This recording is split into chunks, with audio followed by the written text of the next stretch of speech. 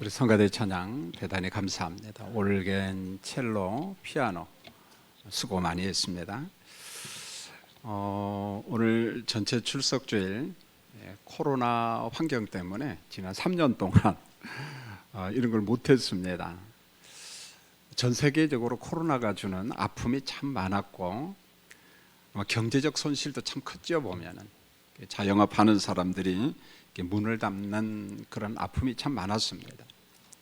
교회적으로도 어느 때는 대면 예배 드리고 어느 때는 비대면 예배 드리는데 가장 힘들 때가 딱 20명만 와서 예배 드리십시오. 왜냐하면 전염병은 현실이기 때문에 또 우리가 그런 질서를 또 지켜야 되고, 그럴 때마다 목회자로서 참 마음이 좀 답답하고 힘들었어요. 그런데 금년 한 6월달부터 이제 이런 게 좀 제한이 풀리고 나니까 예배가 좀 회복이 되고 교회도 좀 생동감이 있고 그랬습니다. 그래서 코로나19 3년 동안 우리가 정상적으로 예배를 못 드렸는데 이제 다시 한번 좀씩 좀 회복하자, 그런 관점에서 이렇게 오이코스 전체 출석주의를 하게 되었습니다. 많은 사람이 멀리도 이사 가기도 하고, 그 다음에 개인적인 사정에 의해서 교회 나오지 못하다가 오늘 오신 분들이 있는데 참 감사합니다. 자, 먼저 우리 분위기를 좀 바꾸기 위해서 옆에 누가 왔는가 이렇게 한번 보시고, 여러분이 편할 대로 손 잡아줘도 되고 불편하면 안 잡아도 되고, 건강하세요, 환영합니다. 예, 한번 얼굴 보고 인사했으면 좋겠습니다. 예, 감사합니다. 여러분, 저 아프리카에 가면은 맨 밑에 남아프리카 공화국이 있습니다. 의외로 지적 수준이 상 높아요. 원래는 원주민들이 전부 다 흑인이죠, 보면은. 그런데 유럽에 있는 네덜란드 사람들이 이 남아프리카 공화국으로 굉장히 많이 이주를 해옵니다. 그래서 그들이 정권을 잡고 통치를 합니다. 그리고 난 다음에 학교 같은 데를 많이 세우죠. 그래서 의외로 아프리카에서 아주 유명한 대학들이 남아프리카 공화국에 참 많습니다.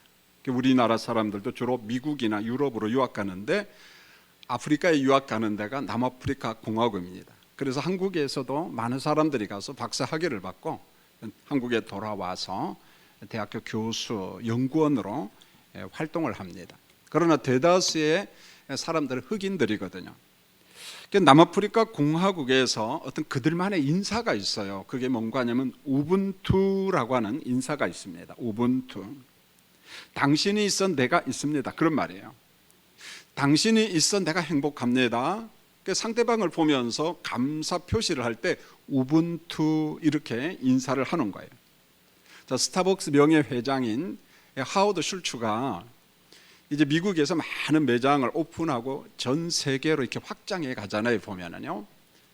그런데 이 남아프리카 공화국에도 스타벅스 매장을 이제 오픈을 하고 그 매장에 가서 서로 좀 인사도 하고, 이제 굉장히 참 중요하잖아요. 아프리카에 스타벅스 점이 생기고 하니까. 그래서 이제 직원들을 격려하면서 여러분 참 반갑다고, 같이 일하게 되어서 반갑다고. 그래서 서로 인사를 하는데 그 직원들이 먼저 이 하워드 슐츠 명예회장한테, 지금은 이제 명예회장 자리까지 다 내려놓고, 이분이 1953년생이니까 모든 걸 은퇴하고 배우에서 합니다. 물론 지금도 나름대로 관여는 하죠, 보면은요. 그런데 한 직원이 하워드 슐츠를 보고 이렇게 인사를, 우분투라고 인사를 하니까 슐츠가 뭔 말인지를 모르잖아요. 그래서 그 매장 직원한테 당신이 지금 말하는 우분투가 무슨 말입니까? 라고 물어보니까 설명을 하는 겁니다. 당신이 우리나라 이곳에다가 스타벅스 매장을 열었기 때문에 우리가 일을 합니다. 우리를 채용해 주셔서 너무 감사합니다. 그래서 월급을 받고 우리 가정의 부모님들과 형제들 생계를 유지할 수 있어서 너무 감사합니다. 그래서 일종의 감사 표시로서 우분투 이렇게 하는 거예요. 당신이 있어서 내가 여기 직원으로 채용됐고, 그리고 월급을 받아서 삶을 유지하게 되어서 너무 감사합니다. 우분투 한 거예요. 아주 깊은 마음에서 인사를 하는데 하워드 슐츠가 굉장히 감동을 받은 겁니다. 저도 그 글을 읽다가 이 그라운드업이라고, 우리가 인생에 실패를 하고 어려움이 있지만은 포기하지 말고 정말 그라운드에서 일어나라는 거예요. 그런 희망에 대해서 이야기하는 책인데, 저는 그 글을 읽다가 그렇구나, 바로 내가 하나님 앞에 우분투 해야 되겠구나. 하나님이 계시고 그리스도가 있기 때문에, 당신이 있기 때문에 내가 구원받았습니다. 내가 영생함을 얻었습니다. 우분투. 그리고 우리 가정에서도 우분투 해야 되겠구나. 자녀 입장에서 자녀를 양육하고 헌신한, 희생한 부모님한테 할 말이 뭐겠어요? 우분투. 어머니, 아버지가 계시기 때문에 내가 있습니다. 감사합니다. 우분투 그러는 거예요. 제가 지난주 목요일 날 우리 목사님들이랑 함께 바로 여기 있는 광운대학교 가서 총장실에 가서 예배를 드렸어요. 총장님이 예배를 부탁해서 교목 목사님하고, 여러분 기독교 학교는 아닙니다. 그러나 거기는 교목이 있어요. 그래서 총장님하고 많은 사람들의 소원이 자기들 임기 마치기 전에 여기에다 교회 하나 세웠으면 하는 생각이 들어요. 옛날에도 IBF 팀이 있어서 가서 제가 예배 인도를 했거든요. 그런데 총장님하고 비서실장이 학교를 안내하는데 좀 깜짝 놀랐어요. 도서관이 3,000평인데 대한민국 도서관 중에서 제일 잘 됐답니다. 그래서 구경하러 오는 거예요. 왜요? 그렇게 만들려고. 기가 막힌 거예요. 보면은요, 제가 예배 중에 설교를 하면서 총장님, 제가 이런 책을 읽었는데 참 감동을 받았습니다. 감명을 받았는데 제가 총장님한테 이렇게 한마디 좀 해야겠다고, 우분투라고 하는 남아프리카 공화 인사가 있는데 당신이 있어 내가 있습니다라는 감사 표시입니다. 자, 총장님 임기가 4년인데 자, 이렇게 했으면 좋겠어요. 재정적으로 그렇게 원활한 대학은 아닙니다. 그렇지만은 우리 총장님이 4년 동안 총장으로 일하는 동안 총장님 때문에 교직원들과 교수들과 학생들이 우분투 할 수 있도록 그렇게 나름대로 최선을 다해 주시고, 우리도 배후에서 기도하겠습니다. 우리 총장님이 있어서 우리 교수가 행복합니다. 교직원이 행복합니다. 학생들이 행복합니다. 광운대학교가 행복합니다. 저도 애정이 가더라고요. 보니까 목사님 기도 좀 해주세요. 기도 좀 해주세요. 여러분의 가정에도 우분투의 축복이 있기를 원합니다. 여러분의 자녀가 부모님을 볼 때에 그냥 지나치는 것이, 어머니 아버지 얼마나 고생했어요 우리 때문에. 우분투. 부모님이 계셔서 내가 행복합니다. 사장님이 계셔서 내가 행복합니다. 아니야, 나는 너희 자녀가 있어서 내가 행복해. 이런 우분투의 인사, 우분투의 감사가 오늘 교회도 있고 여러분의 가정도 있고 여러분의 일터에도 임하기를 원합니다. 여러분, 목사하다 보니까요, 기독교 역사에 대해서는 성경 역사뿐만 아니라 기독교 세계 역사에 대해서 나름대로 공부를 합니다. 그리고 좀 압니다. 그런데 정작 제가 대한민국 사람인데 의외로 대한민국의 역사에 대해서 너무 모르는 거예요. 그래서 좀 반성도 하고, 내가 한번 조선시대에 대해서 한번 좀 책을 좀 봐야겠다. 그래서 왕의 경연, 김옥균부터 해가지고 과거 현재 책을 좀 보면서 우리한테 이런 생각이 들어요. 조선시대 왕들은 얼마나 살았을까, 얼마나 오래 살았을까. 저는 왕이기 때문에 일반인들보다 좀 오래 살았지 않겠나, 이런 생각이 들었던 거예요. 그래서 이 책 저 책 하다가 아주 쉬운 책, 초등학생이 읽어도 되는 책이 있더라고요. 그래서 그 책을 읽고 너무 감동을 받았는데, 그런데 한편으로는 27명의 왕의 태어남과 몇 살에 죽었지, 이걸 쭉 계산을 하면서 평균을 냈어요. 그 1대 태조 이성계부터 마지막 27대 고종의 아들 순종, 참 비참한 있죠. 보면은 그 27명의 왕들의 평균 수명을 내니까 44.8세. 전 깜짝 놀랐어요. 왜 이렇게 짧게 살았지? 그런 생각이 들었어요. 6대 단종은 16살에 죽었어요. 8대 예종은 19살에 죽었습니다. 21대 영종 한 사람만 82세까지 장수한 거예요. 80세 이상 요 한 사람밖에 없습니다. 그런데 전체 27명의 리스트를 쭉 보고 어느 때 가장 많이 죽었나? 대부분 30대와 40대에 거의 다 죽었습니다. 보면은 아주 궁금했어요. 왕인데 왜 이렇게 오래 살지 못하고 일찍 죽었을까? 그래서 조선시대 왕들이 단명한 그 이유를 나름대로 조사를 하니까 세 가지가 나와요. 자, 첫 번째가 뭐냐? 왕이다 보니까 궁중에서 수라상을 받으면서 좋은 음식을 먹는 거예요. 최고의 보양식, 최고 좋은 음식을 먹어요. 그런데 음식을 참 좋은 걸 먹었는데 활동을 못하는 거예요. 그래서 왕궁에서 그냥 거닐기만 하고 그런 정도다 보니까 이런 칼로리 소모를 못하는 겁니다, 보면. 그래서 서서히 그게 뭐가 되면 병이 돼요. 여러분, 세종대왕이 일찍 죽습니다. 당뇨로 죽어요, 이 사람이요. 그러니까 이런저런 병으로 일찍 죽습니다. 자, 두 번째로, 여러분, 고려 시대 때는 숭불 정책이었잖아요. 불교를 위주로 했는데 태조 이성계가 정권을 잡고 난 다음에 바꿔요. 유교로 바꿉니다. 그래서 유교를 정치 이념, 통치 이념으로 다 받아들여요, 보면은요. 그 이유가 있어요. 정치적인 이유가 있는데 그건 좀 생략을 하고요. 그러다 보니까 중국의 학문하고 한국의 어떤 이런 학문을 배우다 보니까 왕이 스트레스를 참 많이 받아요.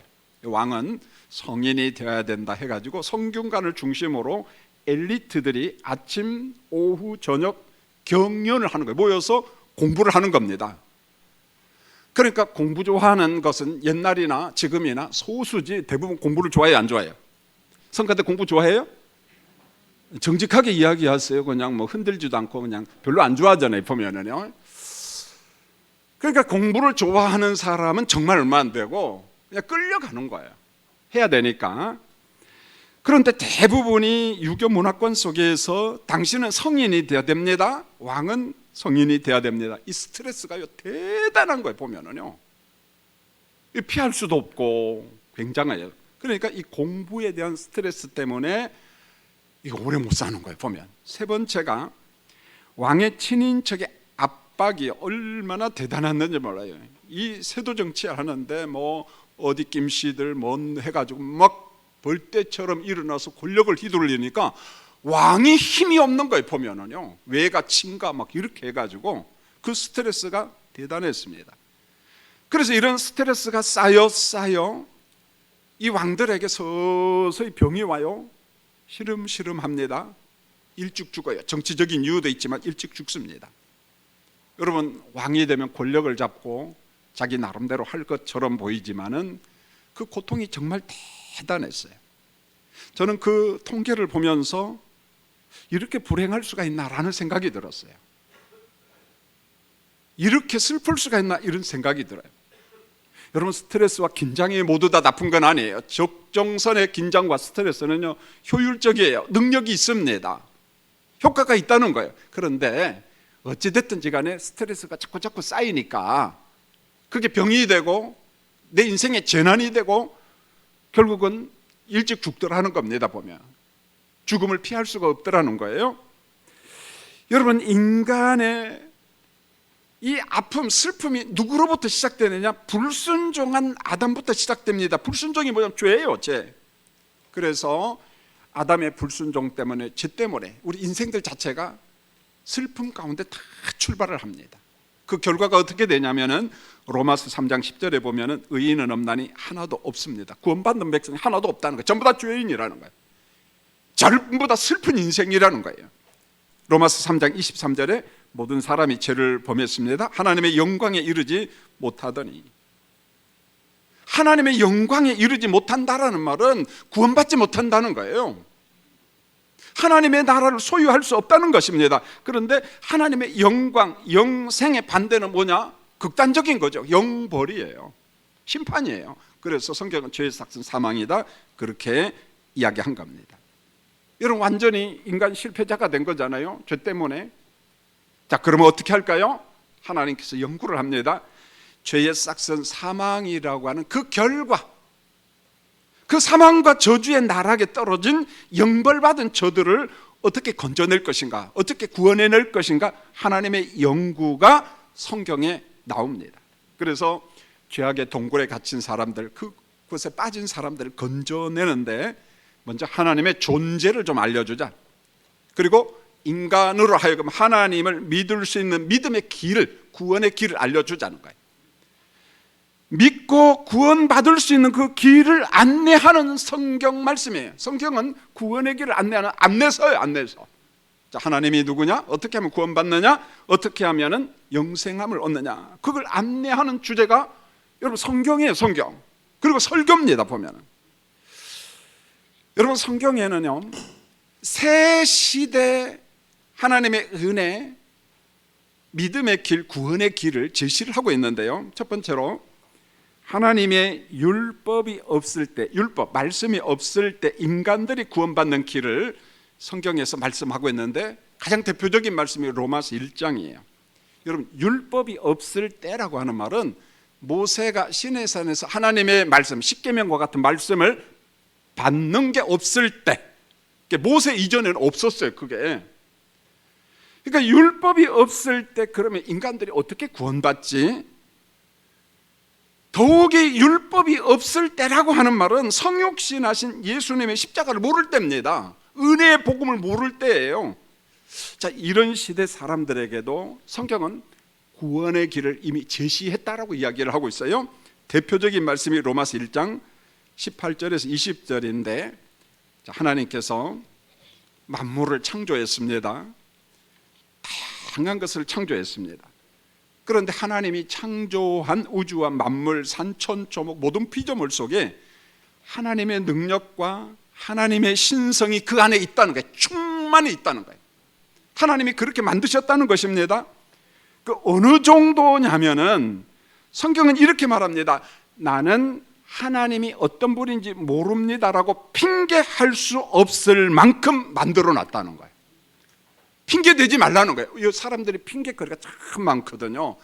난 누구한테 듣지도 못했다, 난 몰라서 안 다녔다, 못 믿었다, 뭐 이런 핑계 참 많잖아요, 보면은. 그런데 핑계할 수 없을 만큼, 자 봐라, 그리고 들으라, 느껴봐라, 믿을 수 있는 것들을 전부 다 우주 만물 속에 다 만들어 놨다는 거예요. 자, 이제부터는 더는 핑계하지 마, 이런 거예요. 여러분, 제가 인쇄물에는 적지 않았지만요, 가장 대표적인 말씀이 시편 19편 1절에 보면 이런 말이 나와요. 하늘이 하나님의 영광을 선포하고 궁창이 그의 손으로 하신 일을 나타내는도다. 자, 하늘은 넓은 개념이에요. 사실은 스카이는 해분 개념이겠죠. 뭐. 그 궁창은 말 그대로 대기권이에요.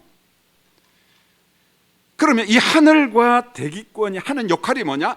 하나님의 영광을 선포하고 하나님께서 만드신 것을 나타내 보인다, 이런 말이에요. 자, 이것을 조금 풀어 설명하면 이런 겁니다. 자, 우리가 다는 못 보지만은 광활한 우주를 봅니다. 그리고 해와 달과 별을 봅니다. 그리고 산천초목을 봅니다. 여기에는 많은 식물이 있고 곤충이 있어요. 물고기가 있습니다. 정말 신비하잖아요. 그냥 대충 보면 아, 있구나. 그런데 곰곰이 생각하면 왜 저렇게 생겼지? 왜 저기에 있지? 라는 모든 이유가 있다는 거예요. 목적이 있다는 거예요. 그런데 성경이 뭐냐? 하늘과 궁창이 하는 역할이 있는데, 피조물이 하는 역할이 있는데 하나님의 존재를 우리에게 보여주는 거라는 거예요. 마치 이런 거예요. 거울과 같은 역할을 한다. 우리가 거울 앞에 가면 내 모습이 보이잖아요. 그래서 이 모든 하늘, 이 모든 대기권, 그리고 우리가 살고 있는 이 땅에 있는 자연을 보면서, 피조물을 보면서 하나님을 보라는 거예요. 하나님의 영광을 보라는 거예요. 하나님을 느낄 수 있다는 거예요. 그러므로 난 하나님 모릅니다 라는 말을 핑계대지 말라는 거예요. 얼마든지 그것만 보고도 하나님의 존재하심에 대해서 우리가 알 수 있다는 거예요.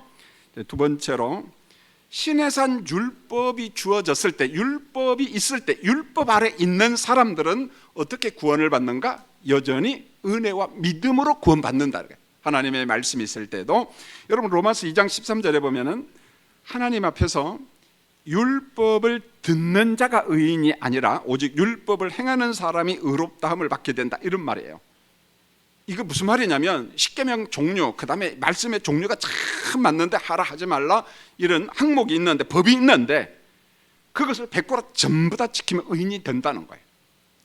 문제는 100% 지킬 재주가 없다는 거예요, 사람들한테. 왜요? 인간의 그 죄성, 근본적인 죄성 때문에 그래서 성경에 나오는 그 유명한 지도자들 가운데 모세, 여호수아, 다윗, 바울, 베드로 전부 다 율법을 지킬 재주가 없다는 거예요. 능력이 없다는 거예요. 자, 그러면은 이런 질문이 들어요. 목사님, 저도 그런 질문을 합니다. 아니, 지킬 수 없는 율법을 왜 주셨는가 하라는 거예요. 지킬 수 없는 걸 왜 주셨느냐, 그런 질문이 되죠. 그런데 성경은 정답을 줍니다. 로마서 3장 20절에 율법을 주신 목적은 우리가 죄인임을 깨닫도록 주셨다는 거예요. 이게 율법을 주신 목적이라는 거예요. 하나님의 말씀을 통해서 내가 죄인이구나, 내가 이런 존재구나, 그걸 깨닫도록 우리에게 주셨다는 거예요. 그래서 많은 사람들 가운데 이런 사람들이 있음을 봅니다. 내가 부족하지만은 막 탄식하면서 선하게 살고 정말 의미 있게 살려고 몸부림치는 사람들이 있어요. 물론 대충 살아가는 사람도 있지만 다 그런 건 아니거든요. 그런데 마지막 결론은 안 되는 거예요. 보면 내 의지 가지고 안 돼. 자, 그런 사람들, 탄식하는 오호라 공부한 몸이 이로구나, 탄식하는 사람들에게 율법이, 하나님의 말씀이 무엇을 줬느냐? 하나님이 주신 구원의 길을 우리에게 보여주고 있다는 거예요. 그 말씀을 읽으면 하나님이 보이고 그리스도가 보인다는 거예요. 내가 연약하다는 것을 알고 깨닫게 된다는 것입니다. 그러면서 하나님의 존재를 믿어라, 그분의 말씀을 믿어라, 하나님께서 행하신 것을 믿어라, 믿도록 또 은혜를 주셔요. 고백하도록. 그러면은 구원함을 얻는다, 이렇게 말합니다. 이게 무슨 말이냐면은 율법 시대에도 구원의 길은 간단해요. 은혜와 믿음이라는 거예요. 은혜와 믿음이라고 이야기를 합니다. 그 다음에 세 번째로 이제 은혜 시대인데요, 이 구원을 얻는데 어떻게 구원을 얻는가? 여전히 은혜와 믿음이라는 거예요. 똑같아요. 여러분, 로마서 3장 21절로 24절 오늘 읽은 말씀인데 이렇게 말했어요. 율법 외에 차별이 없이 주신 하나님의 한 의가 나타났다. 여기서 의는 구원이에요. 구원. 차별이 없는 하나님의 구원이 나타났다는 것입니다. 그러면 그게 뭐냐, 이런 거예요. 죄 없으신 예수님께서 사망과 저주에 빠진 우리를 건져내기 위해서, 속량하기 위해서 십자가에서 죽으심의 사건, 우리 죄를 짊어지시고 죽으신 그리스도의 보혈을 믿어라, 다시 사신 예수를 믿어라, 다시 오실 예수를 믿어라, 예수를 믿어라, 이거예요.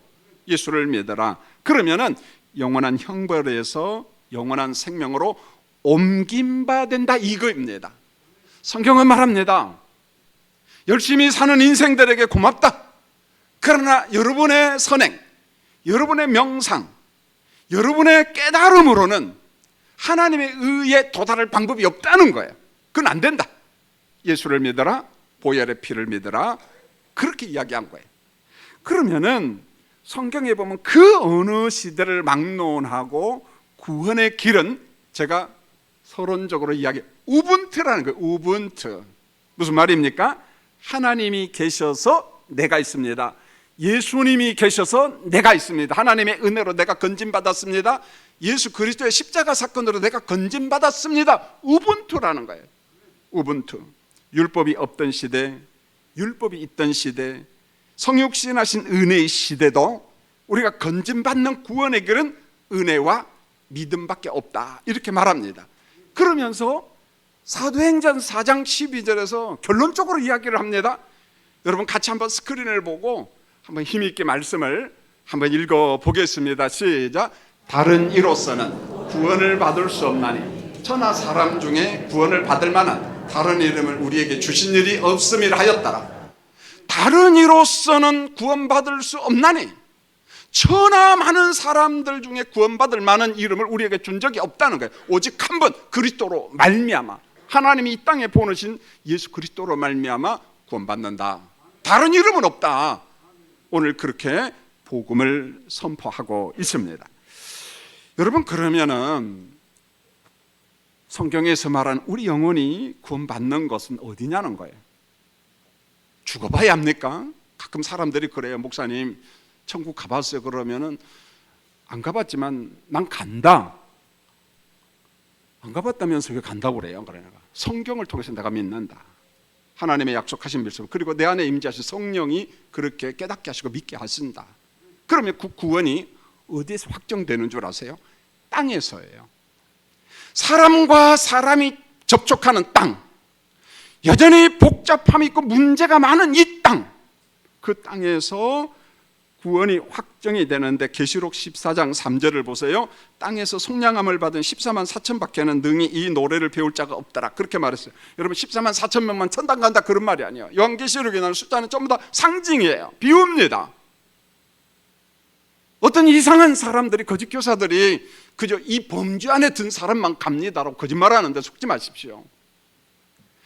여러분, 여기에서 말하는 숫자는 많음이에요. 많음. 동서남북 사방에 많은 사람들이 누가 구원받는다, 우리는 잘 모르겠어요, 어느 정도인지. 그러나 많음이에요.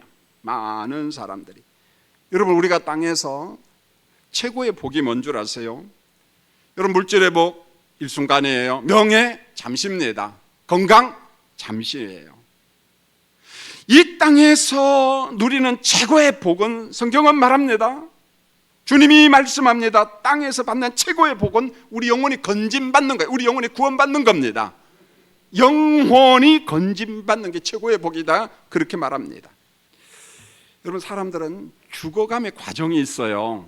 그리고 죽음이 있습니다. 임종, 과정과 죽음이라는 시간이 있습니다. 여러분, 여기에서 피할 자신이 누가 있어요? 아무도 없습니다. 죄 때문에 찾아온 모든 사람들은 땅에서 죽습니다. 히브리서 9장 27절, 한번 죽는 것은 사람에게 정해진 것이요 그 후에는 최후 심판이 있으리니, 심판이 있으리니. 여러분, 성경에서 말씀한 심판은요, 그냥 무슨 법정에서 판결 내리는 그런 개념은 아닙니다. 뭐 토론을 하고 그런 개념이 아니라는 거예요. 공개적인 선포입니다.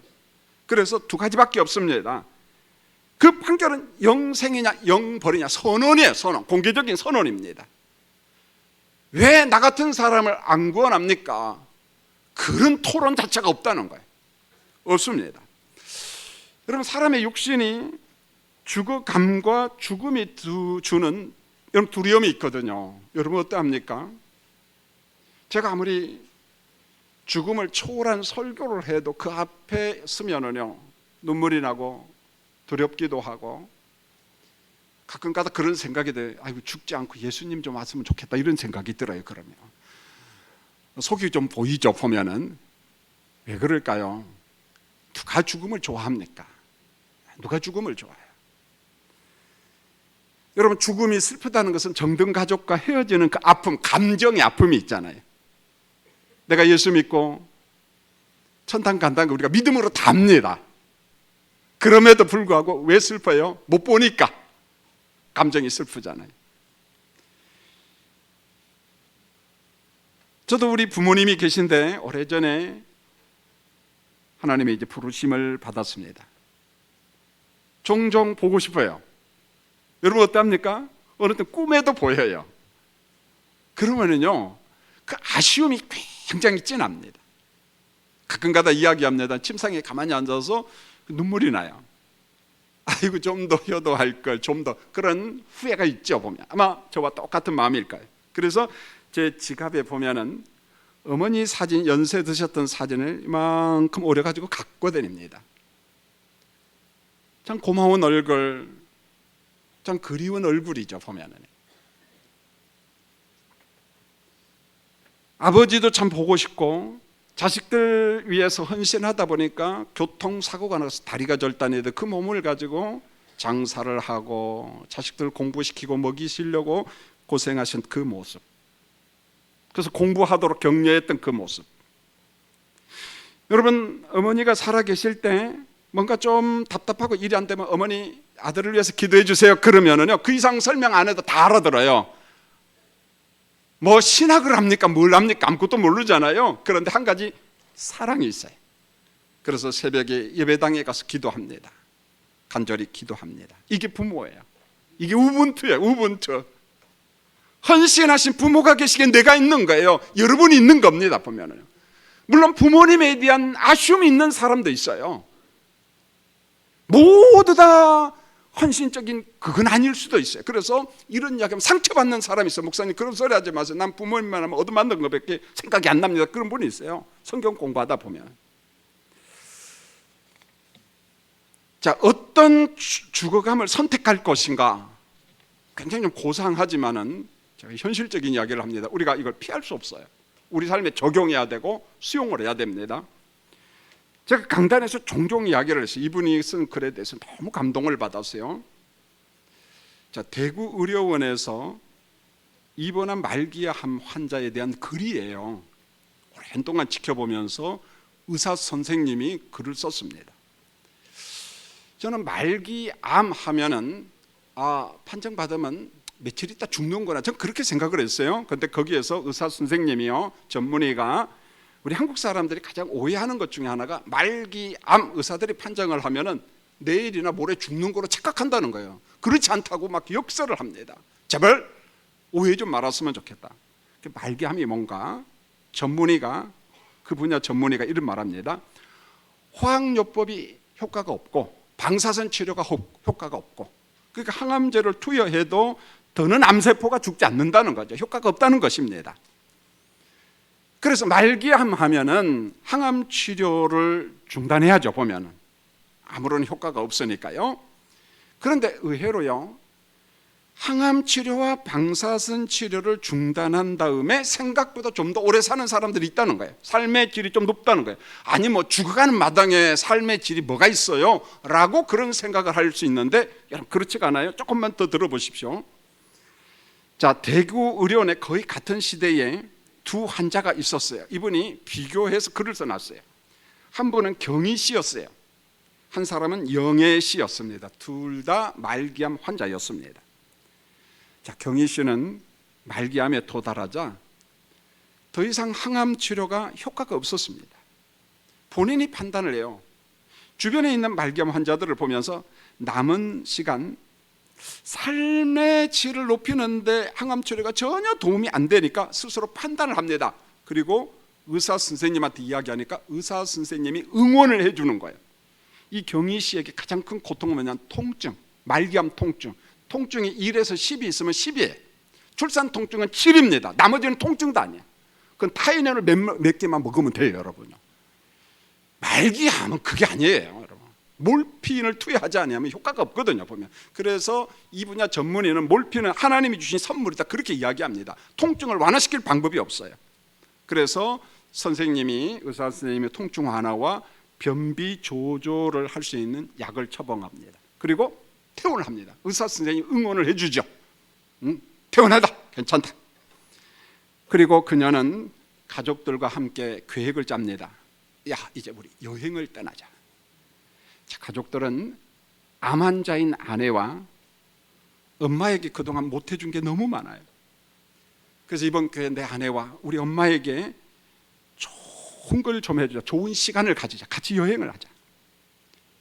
동해 바다를 가면서 그 푸른 바다를 배경으로 가족 사진을 찍어요. 서로에게 막 기쁨을 주는 여행이 있어요. 자, 전자에 이야기한 것처럼 무슨 말기암 환자가 여행 다닐 정신이 있어, 이렇게 말할 수도 있죠. 그렇지 않다는 것입니다. 여러분, 경희 씨는 충분한 임종을 준비한 다음에 가족들과 기쁘게 헤어졌어요. 하나님의 부르심을 받았습니다. 자, 여기에서 우리가 꼭 기억할 것은, 내가 암 판정을 받으려면 초기에는 분노로 반응합니다. 하나님, 나같이 착한 사람한테 왜 암을 줍니까? 세상이 더럽게 살아가는 사람도 건강한데 난 뭡니까? 세상을 원망하고 하나님을 원망합니다. 여러분, 초기는 다 분노해요. 정상이에요. 그런데요, 말기암 판정을 받고 당신은 말기암입니다. 의외로 모든 걸 다 수용한답니다. 그리고 마음이 차분해지고 죽음을 준비한다는 거예요. 많은 사람들이 이걸 모른다는 거예요. 그래서 어머니 아버지한테 말기암이 이 말을 못하는데, 그렇지 않다는 거예요. 보면은요, 다 수용의 단계가 있다는 거예요. 그래서 멋지게 하나님의 부르심을 받도록 준비 과정이 있어야 된다는 거예요. 그런데 경희 씨는 이걸 믿고 그렇게 실천했어요.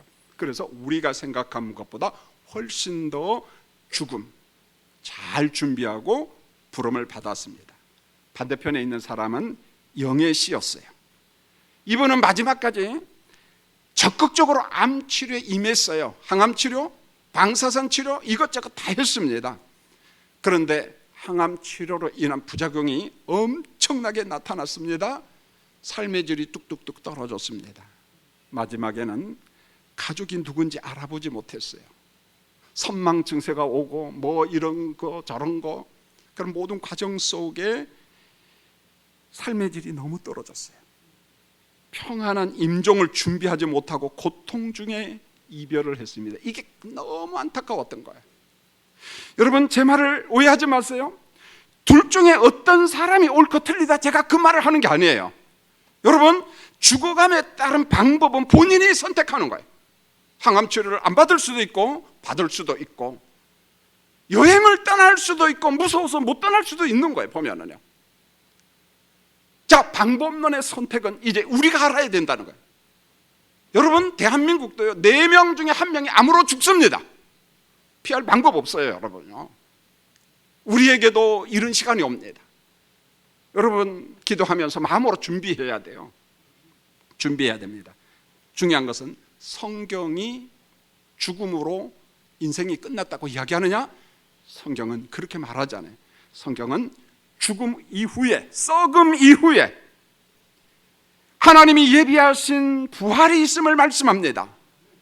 여러분, 고린도전서 15장 42절로 44절에 보면 아주 기가 막힌 진리가 나와요.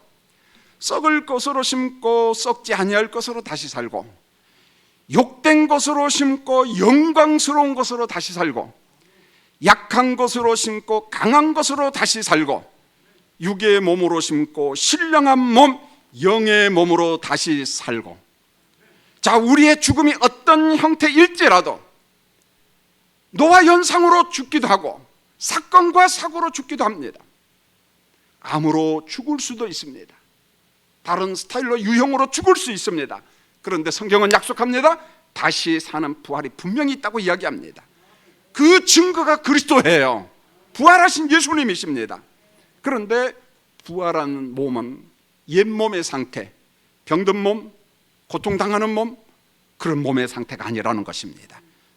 신령한 몸, 영의 몸, 강건한 몸, 영광의 몸이라고 이야기합니다. 썩음이 없다는 거예요. 강건함의 몸이라고 이야기합니다. 그래서 몸과 영혼이 구속받은 상태로서 계시록 21장 1절로 2절에 새하늘과 새 땅, 새 예루살렘에서 영원히 산다. 계시록 21장 27절에 오직 어린 양의 생명책에 기록된 자들만 들어가리라, 이렇게 말합니다. 어려운 말이 아니에요. 예수 믿느냐, 그걸로 판가름이 난다는 겁니다. 여러분, 우리가 사는 동안 얼마나 살까요? 요즘엔 어느 교수님이 이야기를 하죠. 외과 교수님이 사람의 신체는 대체 부속품이 없답니다. 자동차가 고장이 나면은 자동차 공장에 가서 다 바꿔. 그런데 사람은 가끔 가다가 뭐 장기 이식도 하고 그런 거 있지만은 부속품이 없다는 거예요. 단지 약으로 조금씩 연명해 간다는 거예요. 그래서 그분은 이렇게 말해요. 모든 걸 좀 수용했으면 좋겠다. 그죠? 하나님이 살 만큼 살았으니까 오라 하면 아멘하고 가면 좋겠다는 거예요. 우리는 그랬으면 좋겠어요, 여러분요. 그냥 안 되는 걸 갖다가 그냥 부속품도 없는데 바꾸려고 막 호들갑 좀 떨지 말라 그러는 거예요, 보면은요. 그런데 그 의사 선생님 조금 섭섭하대. 사람이 좀 살고 싶은 거 그 사실이잖아요. 그렇죠? 예, 몸 아픈 사람한테 아이고 하나님이 날 이렇게 안 데려가, 목사한테 그럽니다. 그러면 저는 속으로 그래요. 그럼 죽으세요. 그러면 전 저주받아요. 보면 목사님 그러면서 아무리 그래도 오래 살라고 해야죠. 그래서 120살까지 살으라고 하는 거예요, 보면은요. 여러분, 그렇잖아요, 우리 사람 마음이. 그러나 대체 부속품이 없어요, 보면은요. 하나님이 오라면 가는 거예요. 여러분, 우리가 부름받을 때까지 사는 이 땅은 정말 잠시입니다. 정말 잠시예요.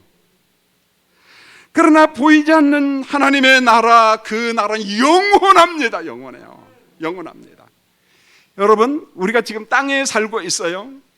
땅에 사는 시간은 예수님의 은혜로 구원을 받고 구원을 누리는 시간입니다. 이게 최고의 복이에요, 여러분요. 나머지 뭐 그런 거 1순위가 아니에요. 명예, 건강, 그런 거 1순위가 아닙니다. 오늘 2부 예배 마쳤는데 서울대 치과를 나오고, 야, 너 지금 어디서 근무하냐? 그러니까 공중보건으로 상주에 산다는 거예요. 야, 그럼 빨리 여기 와서 병원 차려야지. 그래 너희 병원에 가지 내가. 여러분 보십시오. 땅에서 건강 너무 중요하죠. 근데 그것도 일순간이에요. 땅에서 가장 귀한 복은 뭐냐? 가장 병은 우리 영혼이 건진받는 거야. 여러분 우리가 살고 있는 땅에서 우리 영혼이 건진받기를 소망합니다. 그럼 두 번째로 육신의 죽음 피할 수 없잖아요. 죽음 이후에 최고의 복이 뭐냐? 그리스도 때문에 영혼이 안식의 복을 누리는 겁니다. 이때 안식은 무의식 상태가 아니에요. 잠자는 시간이 아니라 거예요. 땅에서 사는 게 생생한 것처럼 우리의 영혼도 의식적 존재, 생생하다는 거예요. 성경의 증언이에요. 세 번째로 예수님이 재림 때 하나님의 은혜로 우리 몸과 영혼이 구속받아서 하나님의 나라에서 영생하는 복을 누리는 겁니다. 영원히 사는 겁니다. 영원히 사는 거예요. 역시 결론은 우분투예요. 우분투. 예수님이 있어 내가 구원받았습니다. 예수님이 있어서 내가 영생함을 받았습니다. 이 땅에서 내가 구원받았습니다. 우분투라는 거예요.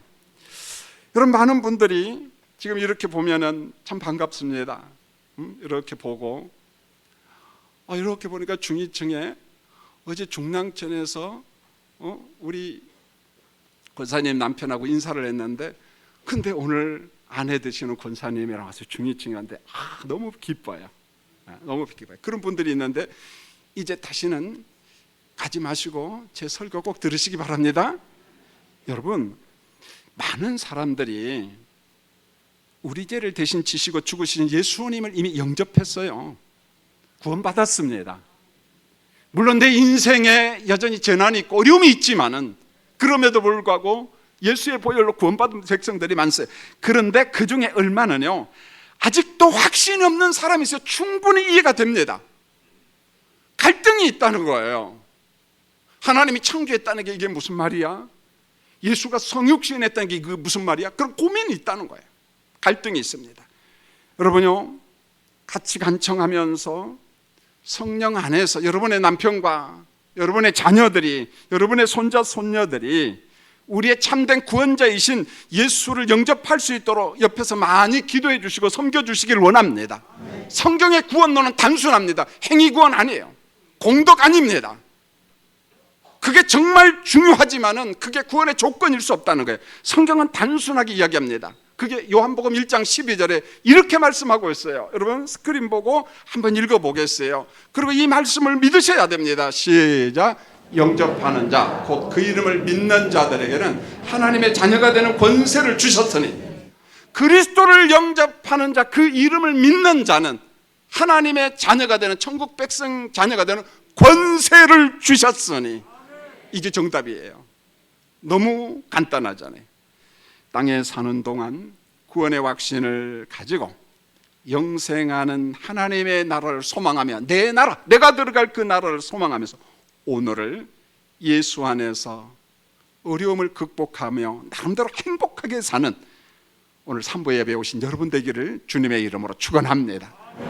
부탁합니다. 여러 가지 이유로 힘든 세상에서 많이 방황했지요. 그럴지라도 예수를 붙잡고 예수 안에서 승리하는 여러분 되기를 원합니다. 기도하겠습니다. 하나님 우리 아버지, 오늘 사랑하는 교인들 앞에서 예배와 함께 말씀을 전했어요. 하나님 우분투의 믿음, 하나님이 계시고 그리스도가 계셔서 내가 건진받았습니다. 이 고백을 하며 주님과 함께 살아가기를 원합니다. 예수님의 이름으로 기도합니다. 아멘.